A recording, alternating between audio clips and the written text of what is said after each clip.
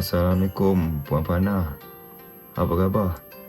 Okay, first saya nak ucapkan terima kasih kerana sudi meluangkan masa untuk temu bual ni lah. Okay Puan, boleh tak cerita sikit tentang pengalaman Puan semasa belajar di luar negara? Alhamdulillah, saya baik-baik je. Terima kasih kerana menjumpa saya. Pengalaman saya belajar dekat luar negara sangat berharga. Saya belajar kat luar negara selama 3 tahun di Jepun.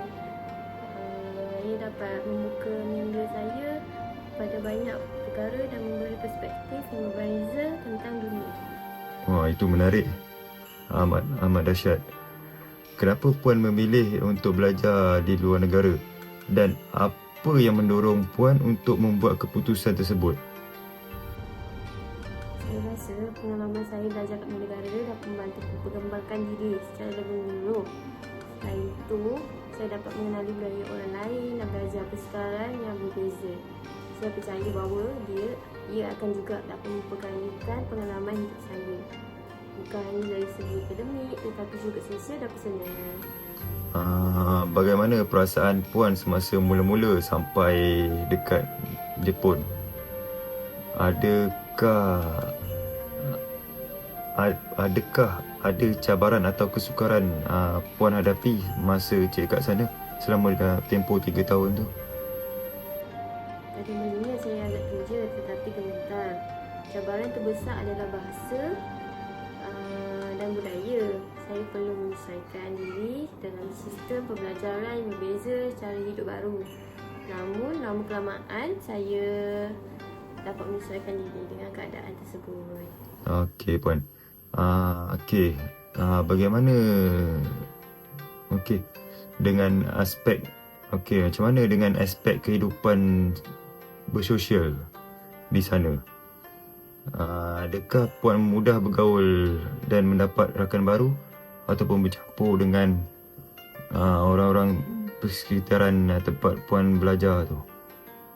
Alhamdulillah, saya agak bernasib baik kerana bertemu dengan ramai pelajar antarabangsa yang berasal dari pelbagai negara.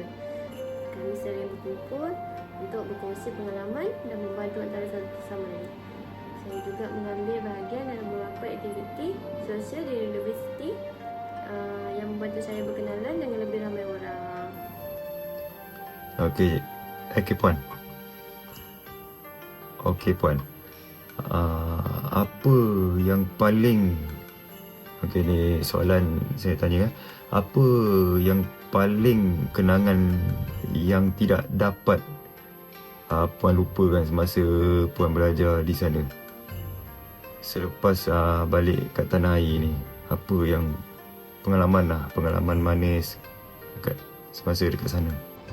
Saya rindukan suasana pembelajaran yang sangat dinamik dan pelbagai.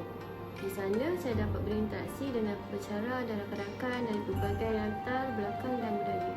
Saya juga merindui kemudahan serta teknologi moden yang memudahkan hidup di sana. Okey Puan, apa nasihat Puan kepada mereka yang ingin melanjutkan pelajaran di luar negara? Nasihat Puan. Saya menggalakkan mereka mengambil peluang ini, tapi kena bersedialah dengan cabaran yang akan datang. Belajar di luar negara ini bukannya tentang akademik tetapi lebih kepada pengalaman hidup yang sangat berharga. Selain itu, mereka kena tahu dan sentiasa terbuka kepada budaya baru dan belajar untuk menyesuaikan diri.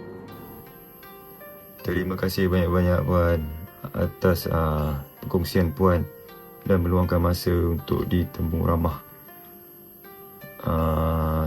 Pengalaman yang sangat-sangat bermakna yang Puan kongsikan.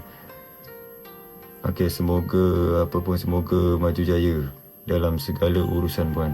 Terima kasih Puan.